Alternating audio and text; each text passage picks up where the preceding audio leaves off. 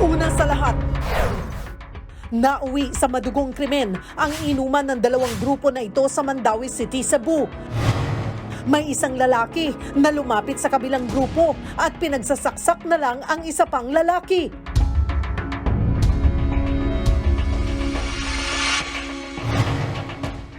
Ano kaya ang dahilan at kumusta na kaya ang biktima? Ang buong detalye, abangan.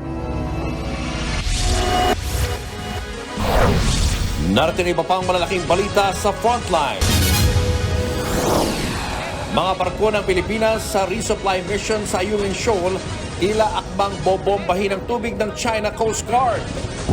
Sir, nag-activate na ng water cannon si 5305, sir. Nag-activate na ng water cannon. PCG pumalag sa pagdirekta ng China at sa pagkasabing nagpaubaya lang sila kaya naging matagumpay ang resupply mission. Traffic sa Metro Manila, mas malala na raw kumpara noong bago magkapandemya. E paano pa kaya pagtungtong ng Burr months? Commission on Audit, sinita ang MWSS dahil sa sobra-sobrang koleksyon mula sa mga water concessionaire.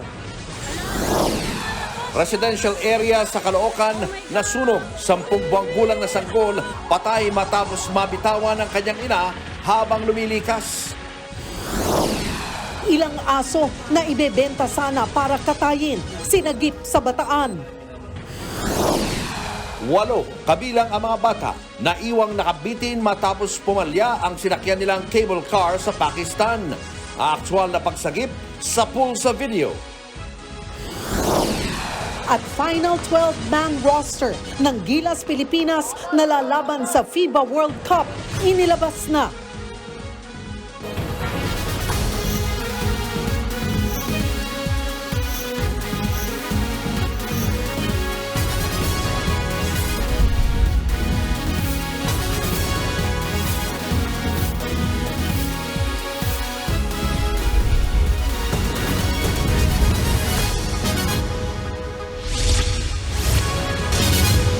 Pinalaga ng Philippine Coast Guard ang pahayag ng China na pinalusot nila ang fleet ng Pilipinas kaya't nagtagumpay ang resupply mission sa BRP Sierra Madre.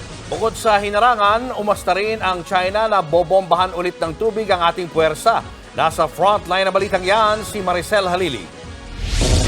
Mission complete nga para sa Philippine Coast Guard ang ginawa nilang supply run ng BRP Sierra Madre sa Ayungin Shoal kahapon.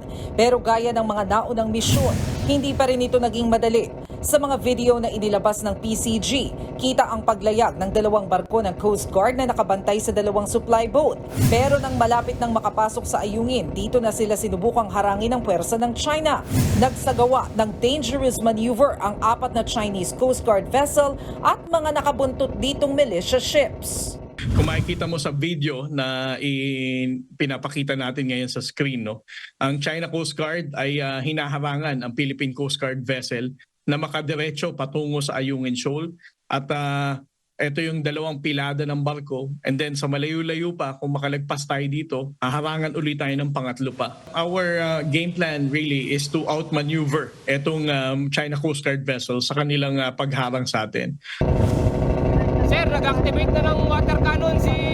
Sa isa pang video ng ating mga tropa, makikitang nakahanda ang water cannon ng China Coast Guard habang mahina itong nagbubuga ng tubig.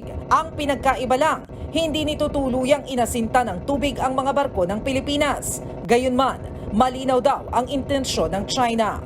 The mere fact na pinaandar mo yung water cannons mo at ready kang gamitin ito is something else. Ibig sabihin talagang maaring nagbibigay sila ng warning, pinipigilan pa rin tayo. So nandun pa rin yung element ng pagpigil dun sa ating resupply mission. They want to show the world na kunyari they are not really that aggressive in preventing our resupply operations. But then again, it's still defeating the argument nila, no, na sinasabi nilang they are humanist na term nila or naging makatao sila sa pagpapasok ng resupply operations. Bago pa nga raw makalapit ang mga barko ng Pilipinas sa Ayungin, binuntutan na sila ng China sa bahagi pa lang ng Sabina Shoal. Kaya naman pinalaga ng PCG ang sinasabi ng Chinese Ambassador na si Wang Shilian na pinalusot nila ang fleet ng Pilipinas. Natawa naman si National Security Council Assistant Secretary Jonathan Malaya sa sinabi ni Ambassador Wang na may special arrangement na sa pagde-deliver ng supply sa Ayungin. Wala rin daw pakialam ang China kahit pa magdala tayo ng building material sa BRP Sierra Madre. Yung sinasabi ng Chinese Embassy na pinalusot, hindi po totoo yan. Nagkaroon po ng as usual patentero. Pangalawa, pinagtataka ko po yung sinasabi na parang paalam tayo sa kanila. Wala po tayong paalam na ipinagawa and hindi po tayo kailangan magpaalam. Para naman sa AFP, hindi maikakaila na nagbago ang kilos ng China kumpara sa naunang supply mission ng Pilipinas. They were not so aggressive. Probably they learned the lesson. Especially if that violence is founded on something that is not acceptable to the international community. Sa ngayon, hindi pa masabi ng AFP kung gaano karaming Chinese vessels ang nananatili sa West Philippine Sea. Ang malinaw, bahagi ng ating exclusive economic zone ang Ayungin Shoal, kaya walang pakialam ang China sa anumang desisyon ng Pilipinas. We don't need to explain what are the supplies that we need to bring on board BRP Sierra Madre.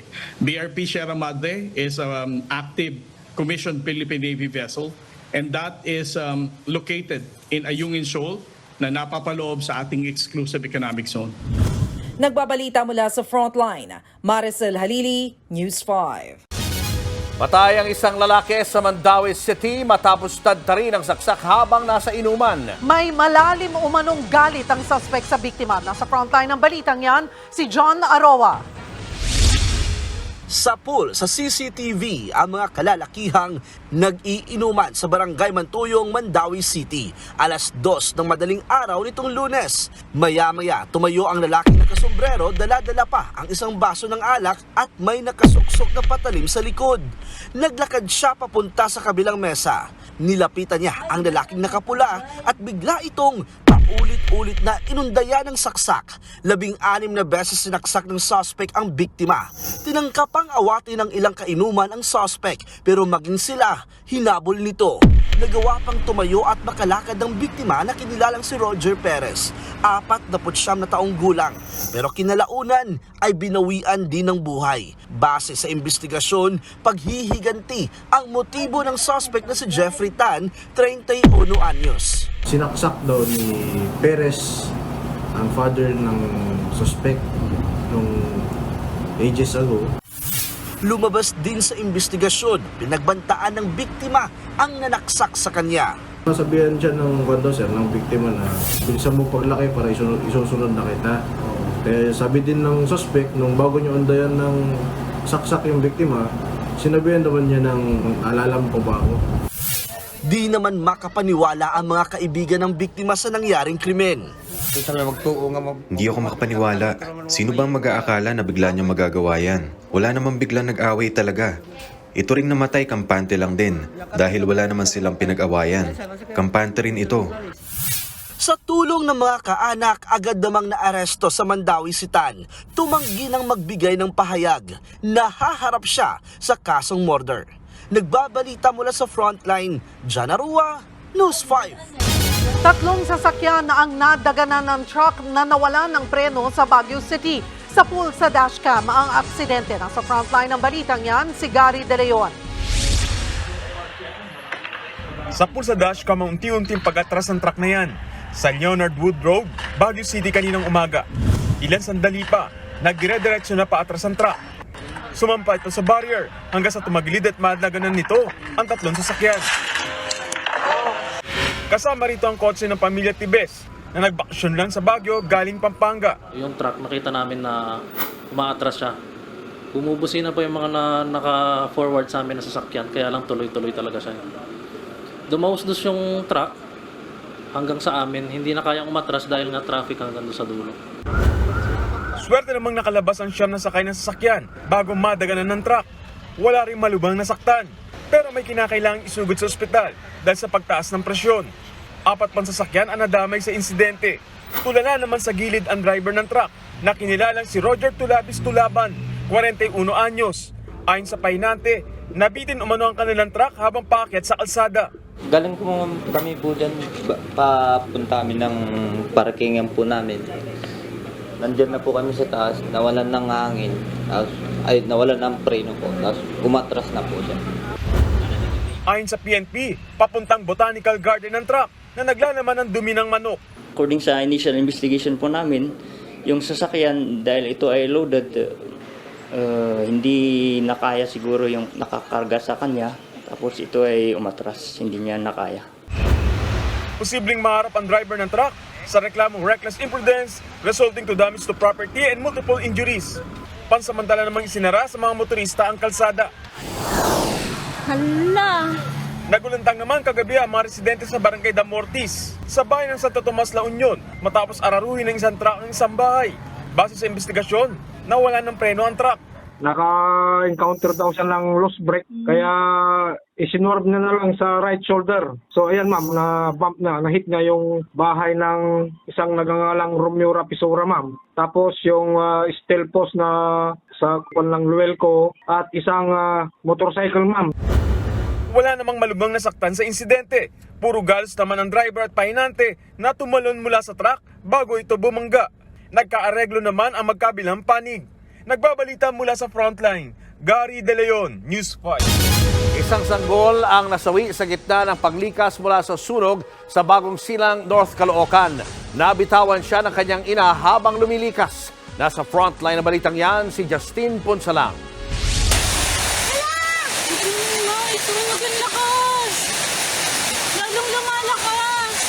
Malayo pa lang, kita na ang laki ng apoy na lumamon sa ilang bahay sa Barangay 176 sa Bagong Silang, North Caloocan pasado alas 6 kagabi.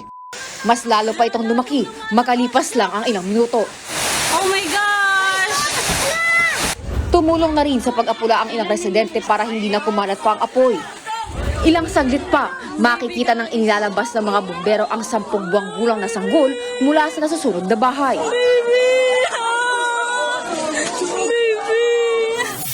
Ayon sa tiyahin ng biktima, nabitawan ng kanyang ina ang sanggol habang sinusubukan tumalon sa nasusunog nilang bahay.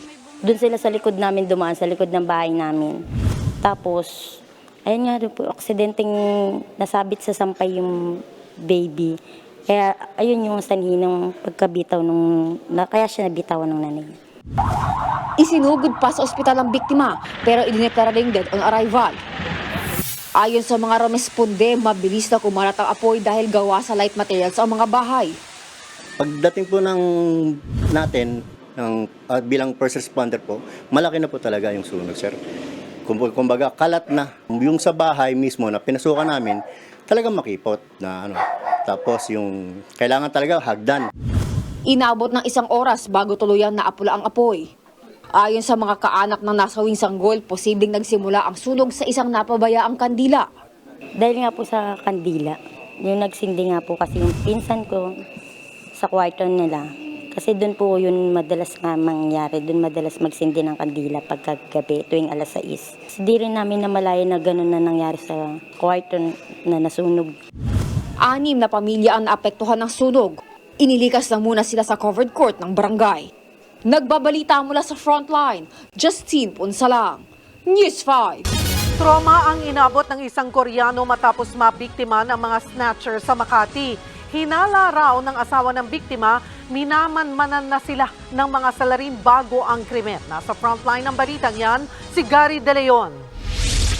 Sa kuwang ito ng CCTV nitong Sabado, makikitang tumatawid ang grupo na ito sa pedestrian lane sa Makati Avenue sa Makati City. Kabilang sa mga tumatawid, sina Lelaine Recluso, asawa niyang Koreano at 2 nilang kaibigan. Sa di kalayuan, makikita naman na umabante ang motorsiklong ito kahit nakahinto pa ang mga katabi nitong sasakyan. Dumaan ang motor sa gilid ng tumatawid na grupo, sabay hinablot ng angkas ang bag ng Koreano. Sinubukan pa ng ilang gwardiya na habulin ang riding in tandem pero bigo sila. Armado daw ng baril ang riding in tandem kaya natakot na rin ang ilang nakakita na harangin sila. Nitry nila hinabol pero wala pa din eh. Ayan guys, naanoon kami, nadukutan kami ng clutch bag. Grabe, ang bilis talaga ng motor kanina. Sinubukan din ng barangay na habulin ang riding in tandem pero hindi na sila natunton. Tingin daw ng asawa ng biktima ay minanmanan na sila ng mga sospek bago ang krimen. Parang feeling ko may sumusunod na sa amin sa likod. Pero nasabihan na namin si Opa na marami talagang hablutan dito. Kaya yung yung clutch bag, yung sling, ipasok sa kamay. Ganun pa rin naman yung nangyari. Natangay ng mga kawatan ng 25,000 na cash, passport, credit card at ID na laman ng bag. Sobrang bilis. Sir, hamutik. Akala ko, babanggain kami. Kaya si Opa malapit na din na subsob. Kasi talagang puwersa papuwersa talaga yung paghablot ng clutch bag. Naisumbong na ng mag-asawa sa mga pulis ang pagnanakaw. Nakaranas daw ng matinding trauma ang Koreano, kaya umaasa silang madakip na ang mga sospek sa lalong madaling panahon. Tumanggi na muna magbigay ng pahayag ang mga pulis habang patuloy pa nilang iniimbestiga ng insidente. Nagbabalita mula sa Frontline, Gary De Leon, News 5. Isang pagsabog ang naganap sa isang kainan sa Makati City kaninang umaga. Matapos ang pagsabog, nasunog pa ang nasabing kainan. Agad rumesponde ang ilang tanod sa lugar. Kinailangang sirain ang roll-up gate ng kainan para mapasok. Napula nila ang sunog gamit ang fire extinguisher. Wala naman nasaktan sa pagsabog at hindi naman nadamay ang mga katabing gusali. Sa inisyal na investigasyon, lumalabas na isang tangke ng LPG ang sumabog at nagdulot ng sunog. Susunod, traffic sa Metro Manila mas malala na kesa nung bago magkapandemya. Nagbebenta ng mga asong kakatayin dapat arestado sa Bataan. Laro ng basketball sa Davao nawi sa rambulan, pati mga nanonood nakigulo. At Team USA Assistant Coach Eric Spoelstra may mensahe sa mga papausbong na Pinoy Hoopers. Abangan ang lahat ng yan sa pagbabalik ng Frontline Pilipinas.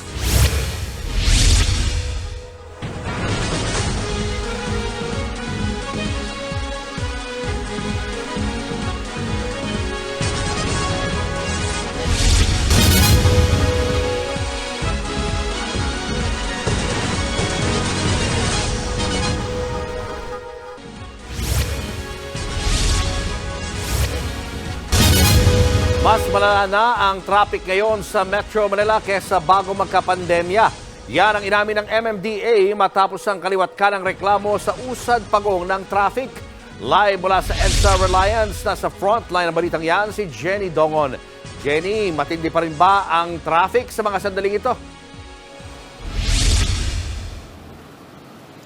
Julius, bumper to bumper ang traffic dito sa kahabaan ng EDSA, partikular dito sa EDSA northbound magmula dyan sa Pasay hanggang makarating dito sa EDSA Reliance. Ganito rin ang sitwasyon kaninang umaga sa marami o sa mga pangunahing kalsada dito sa Metro Manila. Mismong ako sumuong doon sa perwisyong traffic at gaya ng marami, naipit din sa biyahe. Alas 5:30 pa lang ng madaling araw, dagsana ang mga commuters sa bahagi ito ng Commonwealth Avenue sa Quezon City.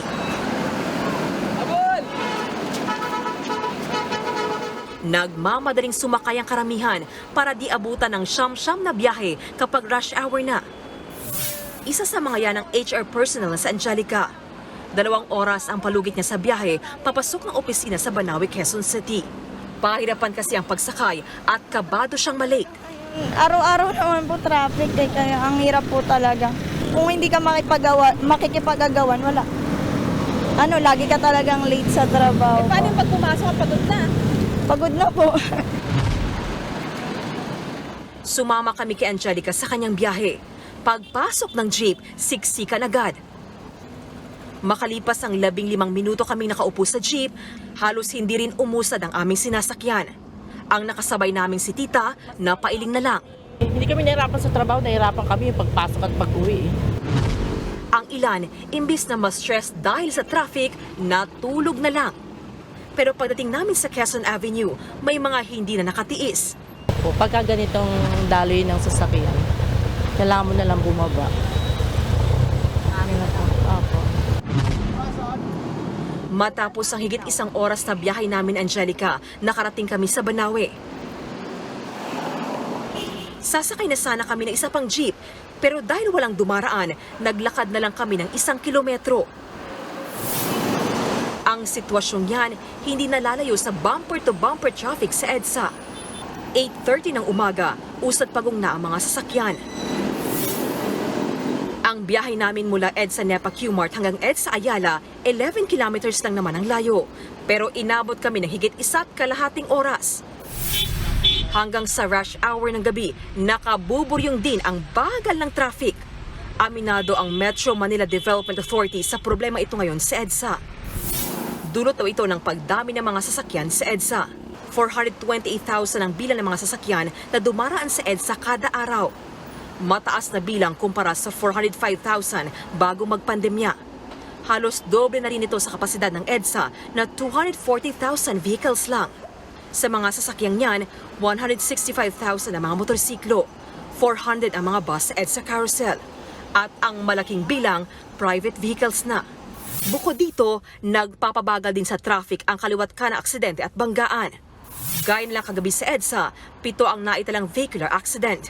At nasa 15 naman sa iba pang major roads sa kasagsagan ng rush hour. Bukod sa mga yan, marami ring tumirik na sasakyan. Ngayon pa lang yan, nawala pa tayo sa Burr months. As we approach yung Christmas, nakikita naman po siguro natin na yung economic activities ay bumabalik sa normal or baka mas higit pa. Kaya po we expect talaga na sa darating na mga buwan, mas lalo pa pong bibigat yung daloy ng traffic. Para maibsan ang bagal ng traffic, nagsasagawa na sila ng clearing operation sa mga pangunahing kalsada maging sa mga mabuhay lanes. Julius, update tayo sa daloy na traffic dito sa EDSA, no? Dito sa northbound lane, magmula dyan sa Pasay hanggang makarating ng Caloocan, bumper to bumper yung traffic. Kaya't asahan na yung 3 oras na biyahe dito sa 23 kilometer na haba nitong EDSA. At dito naman sa southbound lane, magmula dito sa Reliance hanggang makarating doon sa Pasay, heavy traffic na rin po yung sitwasyon. Kaya yung ating mga motorista dumidiskarte, dapat itong lane na ito ay sa mga bike lang o mga nagbabike, pero dahil ito lang yung umuusad sa mga oras na ito, pati yung mga motor na bawal dyan dahil may 1,000 fine ay dumidiskarte na rin. Lalabas na lang sila sa mga lane na yan, oras na may makita ng mga traffic enforcer. Dahil Julius, sa mga oras na ito, ang lane lang na maluwag ay itong bus lane. Julius. Maraming salamat, Jenny Dongon. 10,000 slots para sa Transport Network Vehicle Services o TNVS ang binuksan ng LTFRB ngayong araw. Ayon sa ahensya, kulang na kulang ang mga bumabiyaheng TNVS. At dahil bumabalik na sa normal ang pamumuhay ng mga kapatid natin, mas marami na rin ang nagko-commute. Ngayon, bumabalik na po ang ating ekonomiya. Dumarami po ang gumagamit ng TNVS ngayon. So nakikita namin yung pangangailangan at ang LTFRB naman po ay umaayon lang sa pangangailangan ng tao. So we disagree doon sa sinasabi po nila na sobra-sobra na po ang TNVS. Samantala, bukod sa mga petisyon sa dagdag pasahe, pinag-aaralan na rin ng LTFRB ang pagpapatupad ng provisional fare rollback. Hindi pa masabi ng LTFRB kung kailan sila makakapaglabas ng desisyon. Pero makasisiguro raw ang mga tsuper na hindi nagbibingi-bingihan ng LTFRB sa kanilang mga hinaing. Matinding traffic naman ang nagbabadya sa NLEX ngayong long weekend. May mga rutang pansamantalang isasara para bigyang daan ang opening ceremony ng FIBA World Cup sa Philippine Arena sa Biyernes. Nasa frontline ng balitang yan si Gio Robles. Matyagang pumila para magpakabit ng RFID sa NLEX Balintawak si Mang Joel. Babiyahe daw siya kasi sa long weekend, kaya naglaan daw siya talaga ng oras ngayong araw. Kung ikakas mo, mahaba pila. Mas maganda yung RFID. Nung umuwi kami ng Tarlac, Nueva Ecija, easy trip, tuloy-tuloy lang. Isa si Mang Joel sa libo-libong motoristang uuwi ng probinsya ngayong long weekend. Suspendido kasi ang mga klase at trabaho sa Metro Manila at Bulacan sa August 25 dahil sa opening ng FIBA World Cup. Dire-diretso yan sa August 28 dahil naman sa National Heroes Day. Hindi bababa sa 200 tauhan ng NLEX ang itatalaga sa Biyernes. Lalo't tinatayang bubuho sa mga motorista sa Mindanao Toll Plaza, Balintawak Toll Plaza at Karuhatan Toll Plaza. Sana po basta mas maaga po silang magbakasyon. Huwag na po nilang antayin yung Friday. Maaring bumiyahe na sila ng Huwebes ng hapon o gabi. Higit 400,000 sasakyan ang inaasahan na dadaan sa NLEX ngayong long weekend na sasabay pa sa pagbubukas ng FIBA World Cup na gaganapin naman sa Philippine Arena sa Bulacan. 55,000 ang kapasidad ng Philippine Arena. Paalala ng pamunuan ng NLEX, magpapatupad ng 100% cashless transaction sa Ciudad de Victoria exit bago makapasok sa Philippine Arena. Kaya para iwas hassle, siguraduhin may load o magpakabit ng RFID para makapasok. Isasara sa publiko ang ilang daan papasok ng Philippine Arena simula alas 5:30 ng Biyernes. Kabilang dyan ang parehong exits ng Ciudad de Victoria Toll Plaza, Igulot Intersection via MacArthur Highway at Gate 3 ng Philippine Arena. Para makabawas sa mga sasakyan na pupunta sa Philippine Arena sa Biyernes, may libreng sakay sa mga ticket holder. Nasa 400 bus ang ide-deploy sa 12 malls at bus terminals sa Metro Manila, Bulacan at Pampanga. Oras-oras ang biyahe ng libreng sakay na magsisimula ng alas 11 ng umaga hanggang alas 5 ng hapon. Para matiyak ang daloy ng trapiko sa Biyernes, higit 1,000 traffic enforcers ang itatalaga ng MMDA sa mga lansangan. Maging mga mall sale at major road repairs na nakakasikip sa trapiko, bawal muna. Paglilinaw naman ng MMDA, may number coding sa Biyernes kahit pa walang pasok sa Metro Manila at Bulacan. Dahil po sa aming eksperyensya, kung magdi-declare po kami ng suspension ng number coding, dumadami po ang sasakyan sa lansangan na nagkikreate po ng traffic. Nagbabalita mula sa Frontline, Gio Robles, News 5. What's up mga kapatid? Nangyari na naman ang pinakaayaw nating nakikita sa sports. Nagkaroon na naman ng basketball, this time sa Davao City. At hindi lang players ang nagkaabutan, pati fans na kisali. Nagbabalik si Gio Robles.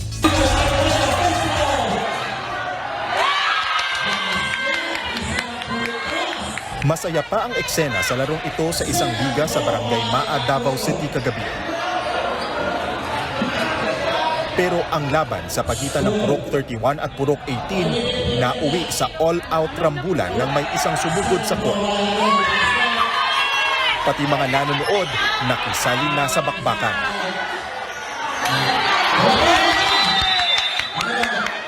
Sa videong ito makikitang may mga nanghampas pa ng upuan.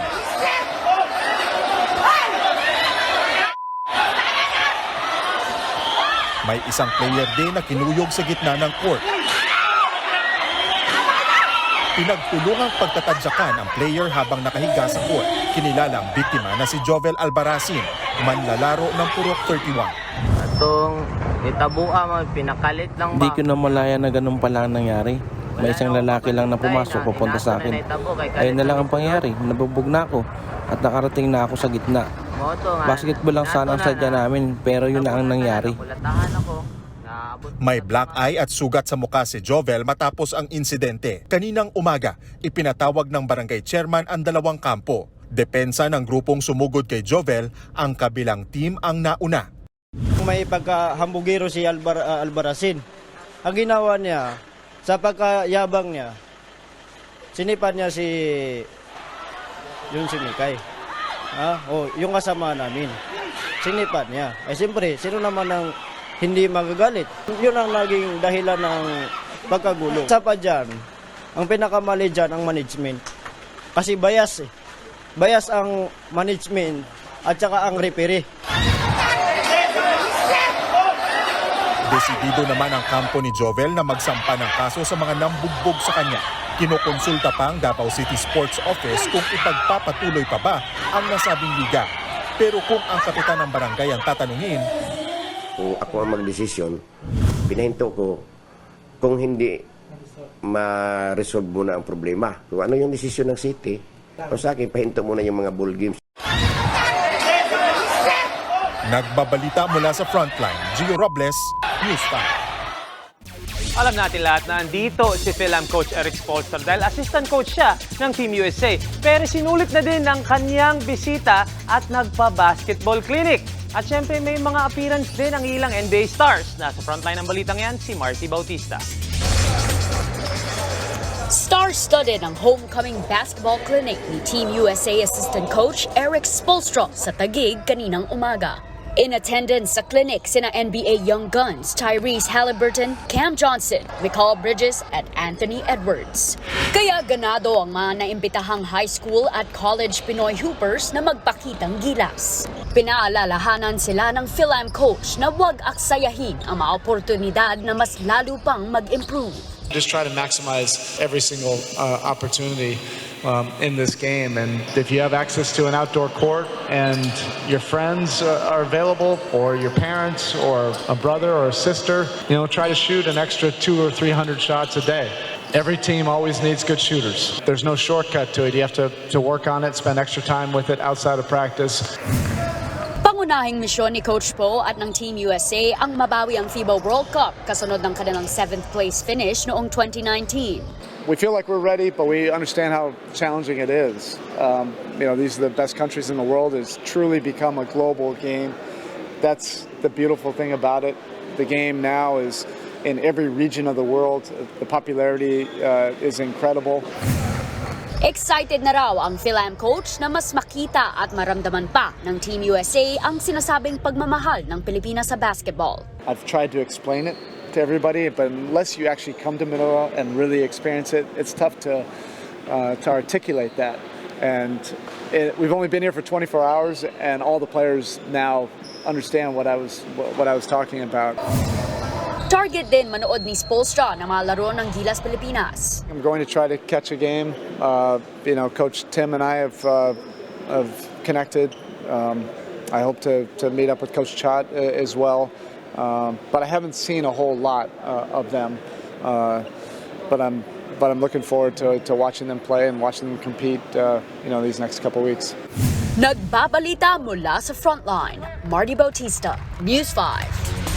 At dahil dalawang tulog na lang World Cup na, nilabas na ang pinakaiintay na Final 12 ng Gilas Pilipinas. Kinonfirm mismo ni SBP President Al Panlilio ang mga pambato natin na pinangungunahan ni Jordan Clarkson.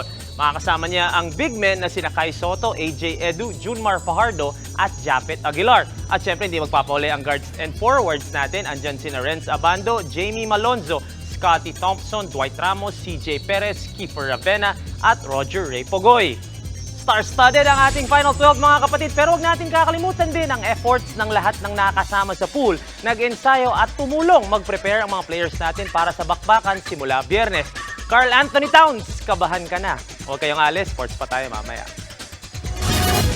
Susunod, ilang residente ng Embo Barangays dismayado dahil mas kaunti raw ang nakuhang school supplies mula Taguig LGU. Makabalik sa Hunyo ng pasukan, malabo nang may patupad sa susunod na taon ayon sa DepEd. At face-to-face host Carla Estrada gagraduate na sa kolehiyo bukas. Yan at iba pa sa pagbabalik ng Frontline Pilipinas.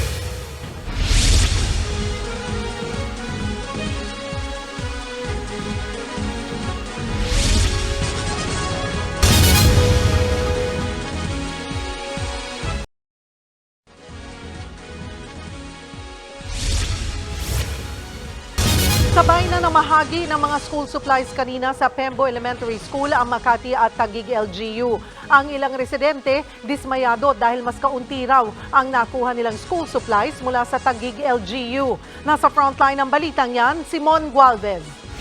Ito na aking remembrance para sa inyo. Hindi to eco bag. Hindi tayo namimigay ng eco bag. Ito ang tila pamamaalam na may papel na biro ni Makati Mayor Abby Binay ng pangunahan ng pamimigay ng school supplies sa Pembo Elementary School. Isa ito sa 14 na paaralang bahagi ng 10 Embo Barangays na inilipat na sa lungsod ng Taguig alinsunod sa desisyon ng Korte Suprema. Ngayong araw lamang na mahagi ng school supplies ang Makati LGU matapos makakuha ng written authority mula sa Department of Education na siyang nag-take over muna sa pamamahala ng mga apektadong eskwelahan. Nakatanggap din daw kasi ng report si Binay na hinaharang ng Taguig LGU ang pamimigay nila ng school supplies kung walang written authority. As far as Makati is concerned, nung sila po ay namigay ng school supplies nila, hindi ho kami humingi ng kopya, hindi kami humingi ng written authority kung meron silang written authority mula sa DepEd Central Office. Ayaw ko pong nagkakagulo sa loob na aking eskwelahan. Nanindigan ng Makati City, kailangan mag-secure muna ng writ of execution ng Taguig para mahawakan ng mga naturang paaralan. Pero nakikiusap pa rin daw ngayon ng Makati sa DepEd na maiwan sana sa kanilang pamamahala ng 3 sa 14 na paaralan, habang nakatakda naman nilang iparenta ang 11 iba pa. Kailangan natin paalala na kami po ay nakikipag-cooperate na pahiram meaning lease. Magbabayad po sila ng renta para po doon sa kagamitan at doon ho sa building at lote. Pero hindi ho po pwede kasi na i-donate or babawiin na lang ho ng city yung gamit kung hindi ho kaya ng Taguig or yung DepEd para doon sa mga gamit. Ito, ano to? Ano yan? Palimos? Hindi naman maitago ng ilang mga residente ng tinaguriang Embo Barangays na madismaya sa natanggap na school supplies mula sa Taguig local government. Malayo raw kasi ito sa taon-taon nilang nakukuha mula sa Makati. Na-discourage kami sa mga kinukuha namin ngayon dahil hindi katulad sa Makati lahat na ibigay. Head to foot. Sabay na namahagi kanina ng mga school supplies sa Pembo Elementary School ang 2 LGU. Sa ngayon, lumalabas 2 set ng mga school supplies ang matatanggap ng mga residente ng mga nasa Embo Barangays. Isa galing sa Taguig at isa naman galing sa Makati. Kung ikukumpara, mayroong 9 na notebook na pawang pahaba itong binibigay ng Taguig, isang pad paper at meron ding tig 3 piraso ng lapis at ballpen na may kasamang pangkulay at saka mga gunting. Habang sa Makati, 10 pirasong notebook, 5 pad papers, meron ding tig 5 piraso ng ballpen at saka lapis at may kasama na rin sa set ng mga school uniform, sapatos, medyas na isusunod din naman daw ng Taguig. Meron ding residenteng nagsabing inuna pa raw ng Taguig na mamigay ng school supplies sa mga napunta sa kanilang bagong lugar kaysa sa mismong taga-Taguig.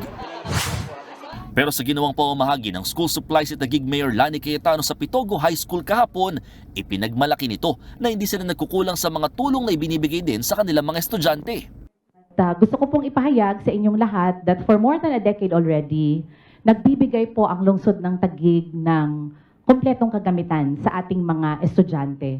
Yung mga basic needs, school supplies ng ating mga kabataan, including uniforms and shoes. Kasabay niyan, inilunsad na rin ng alkalde ang kanilang scholarship program para sa mga barangay na mapapabilang na sa kanilang syudad. Nagbabalita mula sa Frontline, Mon Gualvez, News 5. Hindi ubrang ibalik sa Hunyo ang pasukan ng mga estudyante sa susunod na taon ayon sa DepEd. Pero git ng ilang guro at senador, dapat nang gawin ito dahil dehado ang mga mag-aaral. Nasa Frontline ng balitang yan si Mayan Los Baños. Magklase habang tagaktak ang pawis dulot ng napakainit na panahon o magtiis tumawid sa baha para makapasok sa paaralan tuwing tag-ulan. Yan ang sitwasyong pagpipilian ng mga magulang at ang Department of Education sa gitna ng panawagang ibalik sa Hunyo ang simula ng klase mula sa kasalukuyang Agosto. Si Senator Win Gatchalian na chairman ng Senate Committee on Basic Education, nagpa-survey pa sa Pulse Asia nitong nakaraang Hunyo. Lumabas sa survey na 80% ng mga Pinoy ang gustong bumalik sa June to March school calendar at isabay sa tag-init ang bakasyon ng April hanggang May. Naging tradition na, in other words, naging tradition na natin yan for very, very time immemorial. My instinct is, in your internal study, points to reverting back to June school opening. There's an overwhelming support from the public. Dagdag ni Gatchalian, sa schedule kasi ng klase ngayon, tila mas konti ang panahon ng mga bata na makalabas ng bahay. One of the benefits is not only the academic growth of our students, but also the personal growth, no? Meaning playing with their peers, spending time with their family, and you can only do that during the summer. Yes. Right now, it's rainy season, no? To be honest about it, like for example, yung mga pamangkin ko, they hardly go out because it's raining. Suportado naman ng ilang magulang at guro ang pagbabalik sa dating school calendar. Ang iniisip daw nila, kalusugan ng lahat at lalo na ng mga bata. Mas marami raw kasing nagkakasakit kapag may pasok at napakainit ng panahon. Pag summer talagang yung in-demand yung chicken pox. Talagang inubos yung buong section. Parang si teacher na lang yung hindi nahawa. Mas nahihirapan kaming magproseso ng pagtuturo at mas walang focus ang mga mag-aaral dahil sa init ng panahon. Especially during the months of March, April, and May. Ayon sa DepEd, sakaling ibalik sa Hunyo ang pagbubukas ng klase, hindi raw kakayanin na ipatupad ito sa susunod na taon. Aabutin daw kasi ng 5 taon ang transition dahil uunti-untiin ang proseso. Kinumisyon naman ng DepEd ang hiwalay na grupo para pag-aralan ng gusto ang pagbabalik sa dating school calendar. Batay sa patakaran ng DepEd, hindi dapat mawalan ng bakasyon ng mga teacher at estudyante. It will have to sacrifice some of the vacation time of teachers, and we do not have a budget for overtime pay for teachers. Sabi naman ng Pag-asa, Hunyo man o Agosto ang school opening, kailangan pa ring magsakripisyo ng mga mag-aaral at guro. 2 klima lang naman daw talaga ang pagpipilian sa bansa, tag-ulan o tag-init. In the old calendar, and the graduation ceremonies are typically done outdoor, so maganda po ang weather. But let's see, during the new calendar, this is just last graduation which was held in UP, inulan sila.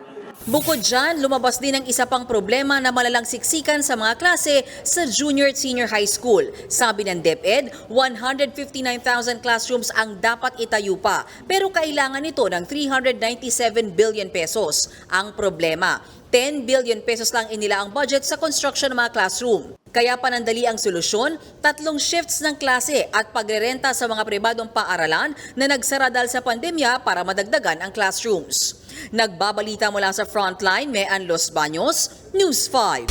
Nagisa sa pagdinig sa Kamara ang Commission on Higher Education dahil hindi raw nito sinulit ang pondo sa scholarship at iba pang programa. Naungkat ang usapin sa gitna ng banta ng budget cut sa CHED sa 2024. Nasa Frontline ng balitang yan, si Brian Basa.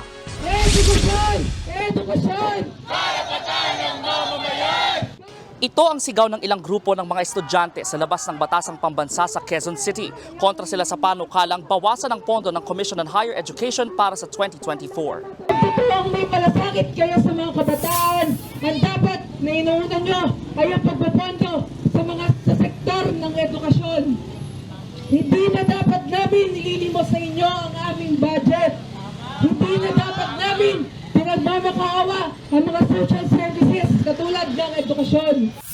1.2 billion pesos ang nakaambang itapya sa pondo ng CHED para sa susunod na taon. Mula 30.9 billion pesos, posible itong bumaba sa halos 29.7 billion. Dapat nga mas marami ang nakakapasok sa SUCs, and to do that, hindi dapat kinakaltasan yung budget ng ating mga paaralan. Parang nabudo lang yung mga kabataan at yung mamamayan doon sa ganong mga sinambit na nakaupo ngayon sa Malacanang. Sa budget briefing kanina, ginisa ng mga mambabata si CHED Chairman Popoy de Vera. Hindi raw kasi nasulit ang pondong nakalaan dapat sa mga programang nasa ilalim ng ahensya. Sa pagdinig ng Kamara, lumabas na sa nagdaang 3 taon, hindi pa umabot sa 70% ang pondong nagamit ng CHED. Sasang-ayon po ba kayo sa sinasabi ko, marami, subalit malayong magamit? Maraming pondo ang gobyerno at kailangan ng ating mga estudyante, pero hindi magamit dahil nga dito sa masalimuot na sitwasyon na obligated but not disbursed. Yes, in terms of the absolute amounts. Paliwanag ni De Vera, may mga scholar daw silang hindi naabot ang required na grado para mapanatili ang scholarship. Meron ding mga nag-drop out. Ang problema, hindi na raw maaaring malipat sa ibang estudyante ang pondong nailaan na sa mga naunang scholars. Hiling ngayon ng mga mambabatas, i-realign ang perang ito para sa ibang mga programa at mga mag-aaral na maaaring makinabang dito. Nagbabalita mula sa Frontline, Brian Basa, News 5. Showbiz, eto na nga! Mga kapatid, eto na nga ang mga latest showbiz balita ngayong Miyerkules. Nag-uumapaw sa saya si face-to-face host Mama Carla Estrada dahil finally gagraduate na siya sa kolehiyo bukas. Nasa frontline ng balitang yan, si MJ Marfori. It's never too late to graduate, lalo na kay Mama Carla Estrada. At 48, with bonggang career sa show na face-to-face at syempre, pagiging hands-on mom. Naisingit pa nga ni Mama Carla na magtapos ng Bachelor of Science in Office Administration. Ito yung pangarap kong hindi ko matupad-tupad kasi maaga akong nagtrabaho at bumuhay ng pamilya, no? And finally, I said, hindi ako titigil na hindi ako makapagtapos ng pag-aaral kasi gusto ko rin na itinuturo mo sa mga anak mo, dapat good example ka. Sa kabila ng nakamit na marangyang buhay, back to basics na raw ang mga bagay na mahalaga kay Mama Carla. Kaya ang graduation celebration niya bukas. Yung mga anak ko nag-agawan sila saan kami kakain, 'di ba?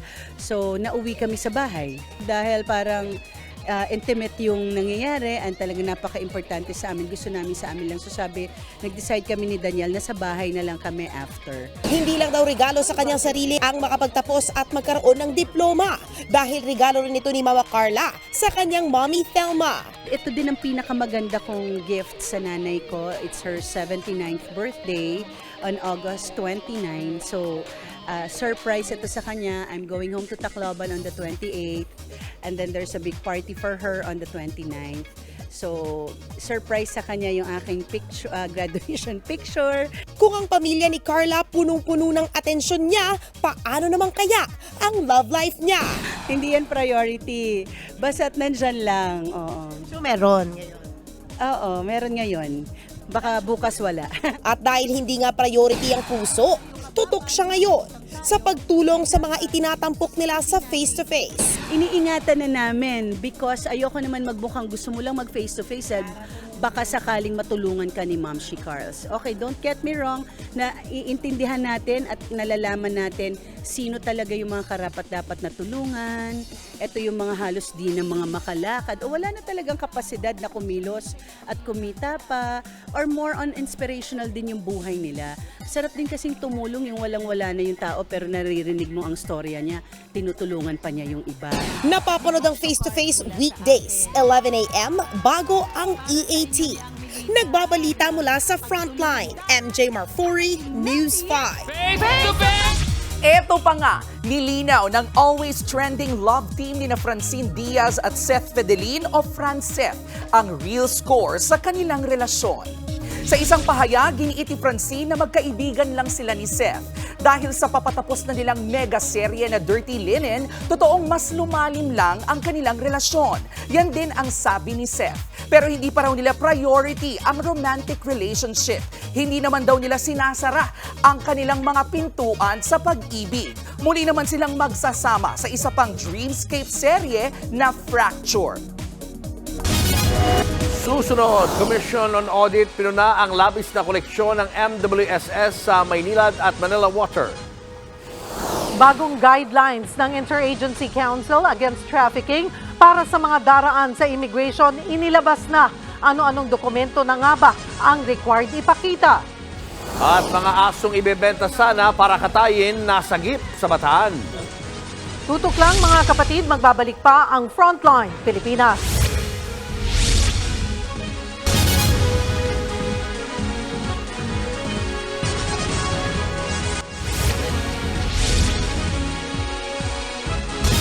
Nagbabadyang tumaas ang singil sa tubig ng Manila Water at Maynilad.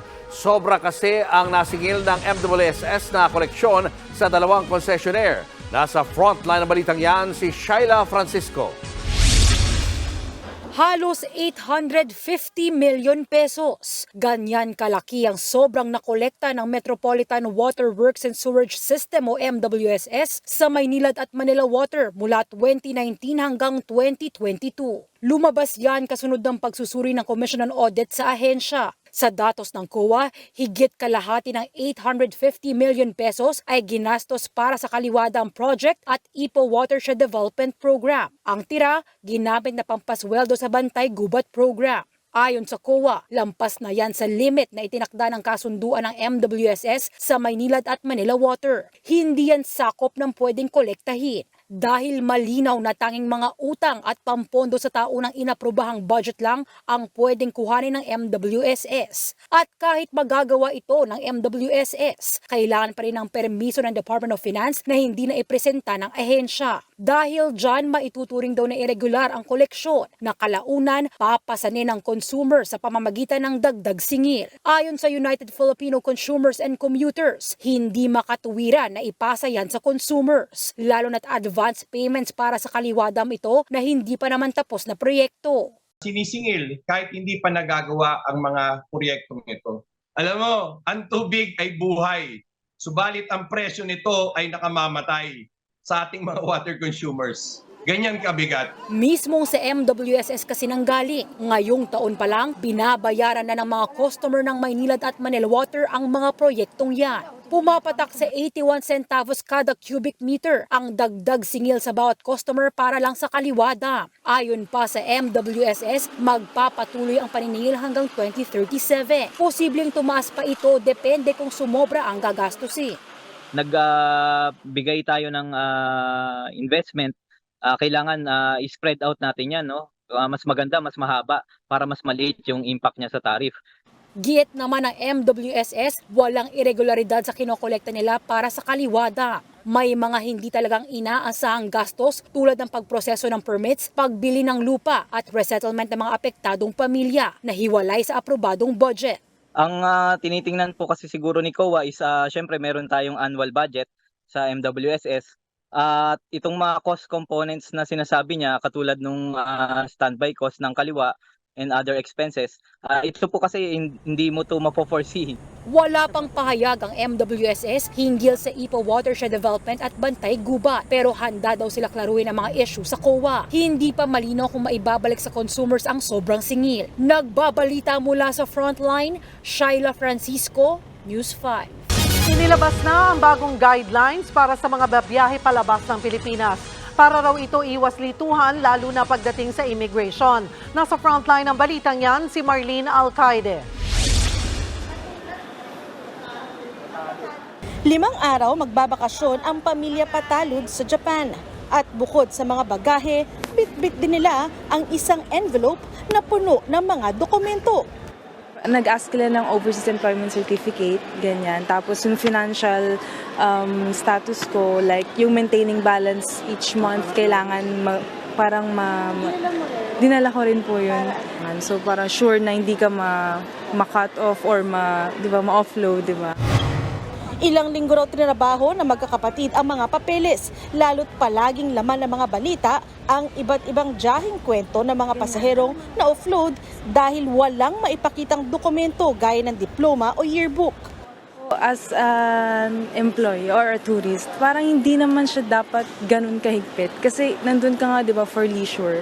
Pero bakit kailangan pang mag-present mag-stress masyado ng sobrang bongga? Pero para lang punta ka sa, na ibang bansa. Kasi syempre hindi naman namin alam kung ano yung hingin sa immigration. So para sure na marami kami pinaprepare na documents.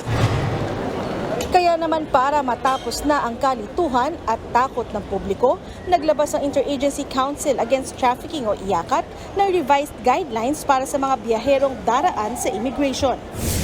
Tulad ng dati, asahan ang pagkakaroon ng primary inspection. Kabilang sa mga kailangan pakita ang passport, valid visa, boarding pass at confirmed round-trip ticket. Kung magpasya ang immigration officer na kailangan ng secondary inspection, panibagong set na mga dokumento ang kailangan para dyan. Ilan lang sa mga dapat ihanda ang inyong plane ticket at proof of hotel booking. Kung kayo mismo ang gagastos para sa inyong biyahe, kailangan din ng proof of income at employment. Kapag sponsored naman ang biyahe ng kamag-anak na first civil degree, posibleng hanapan kayo ng PSA-issued birth certificate o kaya'y marriage certificate kung kasal.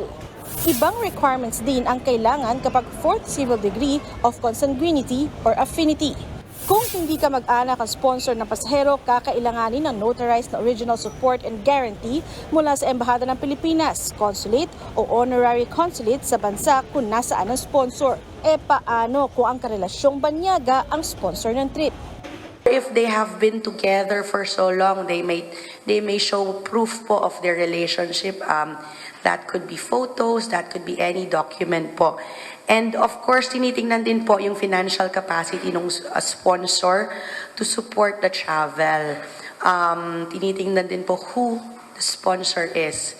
Hindi lang po yung relationship nila, but who the sponsor is upang malaman if this is a legal person and kung nag-sponsor na ba siya ng ibang tao before. Ang mandato po kasi ng IACAT ay protektahin talaga ang mga kababayan natin. We've seen it too many times na kailangan pa natin i-rescue sa ibang bansa.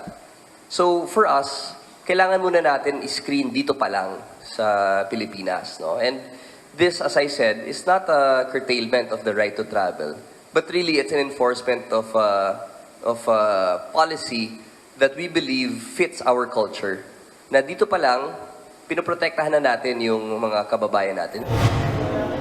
Sa dami ng kailangan ipakita o maaaring hingi na dokumento, di kaya lalong maipit sa immigration ang mga pasahero.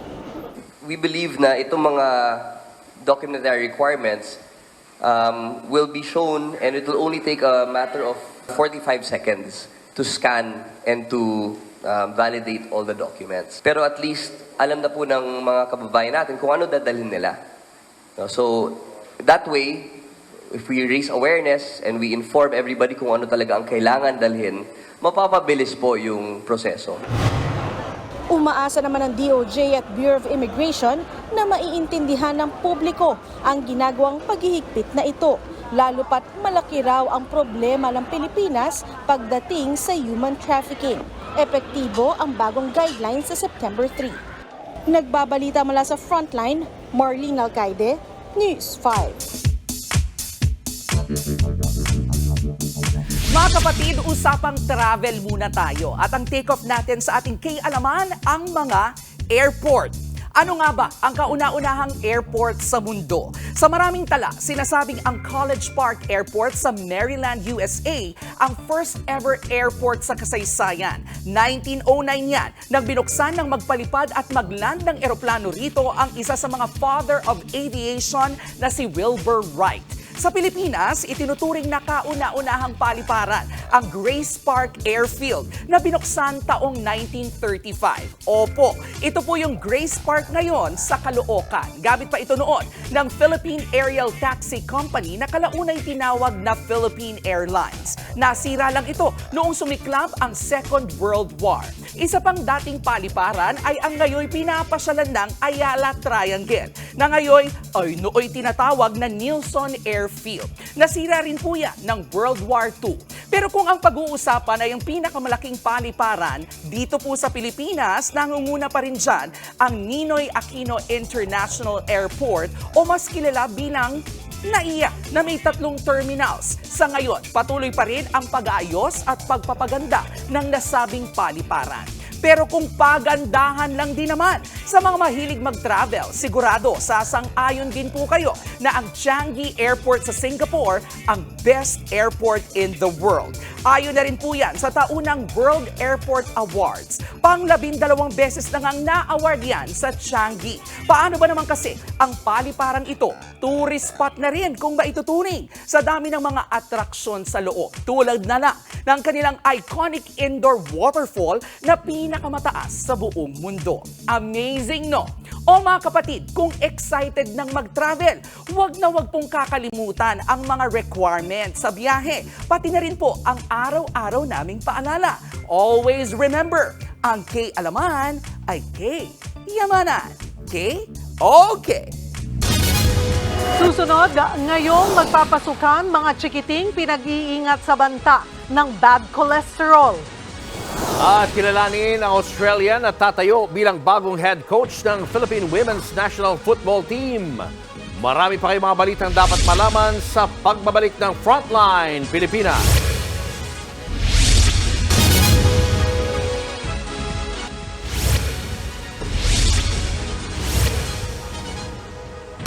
Pinag-iingat ang mga magulang sa paghahanda ng baon ng mga estudyante ngayong magpapasukan. Bukod sa mga matatanda, high risk din kasi ang mga bata sa pagkakaroon ng bad cholesterol. Nasa frontline na balitang yan si JC Cosico.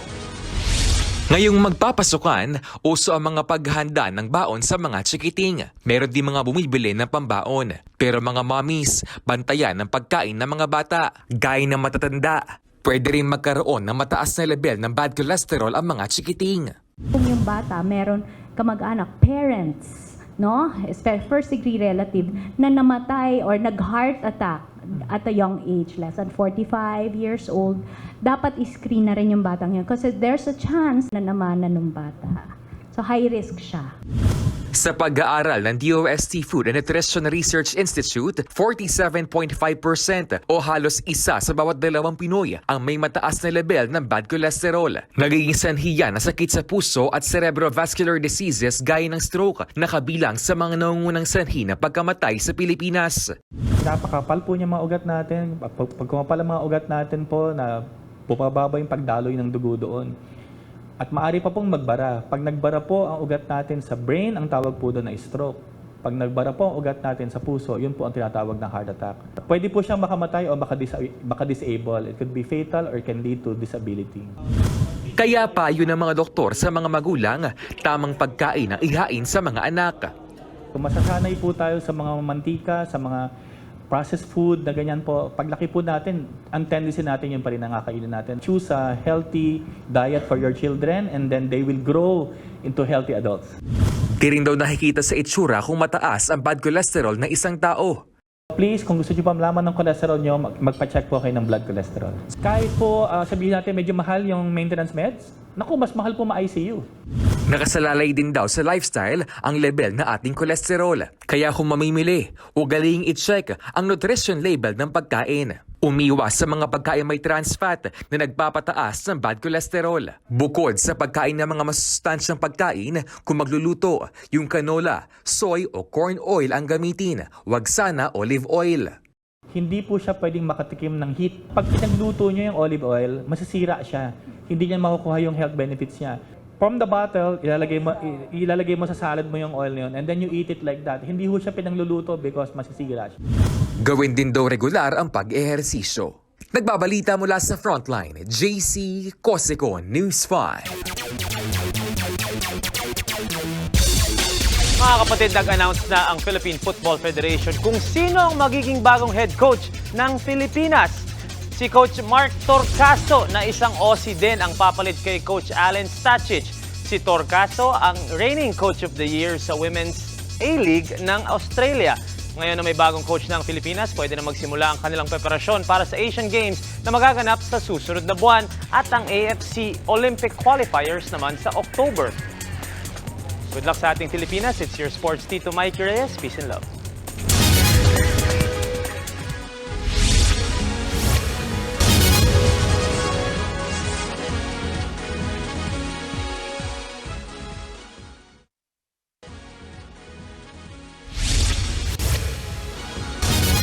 Arestadong isang lalaking nasa likod umano ng bentahan ng karne ng aso sa Limay, Bataan. Ilang alagang aso rin na ang nasagip sa operasyon. Nasa frontline ng balitang yan, si Elaine Fulgencio. Nagsisiksikan sa kulungan at may nakataling alambre sa nguso. Ganyan ang kaawa-awang kondisyon ng 7 asong ito sa isang bahay sa Barangay Lamao sa Limay, Bataan. Nadatnan sila sa entrapment operation ng PNP, CIDG, katuwang ang Animal Kingdom Foundation. Ang isa sa mga aso halos mabigti na dahil itinali sa taas ng kulungan. Umiiyak na rin ang ilan sa mga aso. Ayon sa AKF, ibebenta sana ng mga aso para katayin. Ay karapatan kang matahimik, no? Ano man ang iyong sasabihin ay pwedeng gamitin sa iyo sa anumang hukuman ng Pilipinas. Agad na inaresto ang umunoy nagbebenta ng karne ng aso na si Antonio Dimanya. Hindi na nagbigay ng pahayag ang sospek kaugnay sa alegasyon. Hindi pa malinaw kung saan nakuha ng sospek ang mga aso na kakatayin sana. Iniimbestigahan na ng AKF kung may mga kasabwat pang sospek sa bentahan ng karne ng aso. Posible rin daw na iisang grupo lang ang nasa likod ng dog meat trade sa Central Luzon. Sinampahan ng sospek ng reklamong paglabag sa Animal Welfare Act. May parusang 6 na buwan hanggang 2 taong pagkakakulong at hanggang 100,000 pisong multa ang paglabag sa Animal Welfare Act. Nasa pangangalaga naman ng AKF ang mga na-rescue na aso. Patuloy daw ang pakikipag-ugnayan ng mga pulis sa animal welfare groups para masawata ang iba pang kaso ng animal cruelty. Bukod sa mga nagbebenta, mananagot din ang mga bumibili ng karne ng aso. Meron po tayong batas na nagpoprotekta sa ating mga alagang hayop against sa mga sa cruelty or illegal na pagbebenta or kung ano man po yung mga labag dun sa sinasabi dun sa batas. So, nananawagan po ako na huwag nyo nang balakin or itigil nyo na po. Nagbabalita mula sa Frontline, Elaine Fulgencio, News 5. Showbiz, eto na nga! Mga kapatid, eto na nga, 7 Fever is far from over. Dahil ang katangyan ni BTS Jungkook may bagong record sa Billboard Music Charts. 5 linggo na itong number 1 sa Global Exclusive US at Global 200 Charts. Na-break ng 7 ang record ng BTS para sa awiting Dynamite na 4 na linggong nag-number 1 sa Global 200. Ang kantang yan, ang first song by a Korean artist na pinakamatagal na nanatili sa number 1. Congratulations, JK! At yan ang mga balita mula sa frontline ng Pilipinas sa araw na ito. Mga balita at impormasyong para sa mga may alam at may pakialam. Kami ang inyong mga kasangga sa pagbabalita, kasama sina Kalad Karen at Tito Mikey Reyes. Ako po si Julius Babao. Ako naman po si Cheryl Cosim. Magandang gabi, Pilipinas!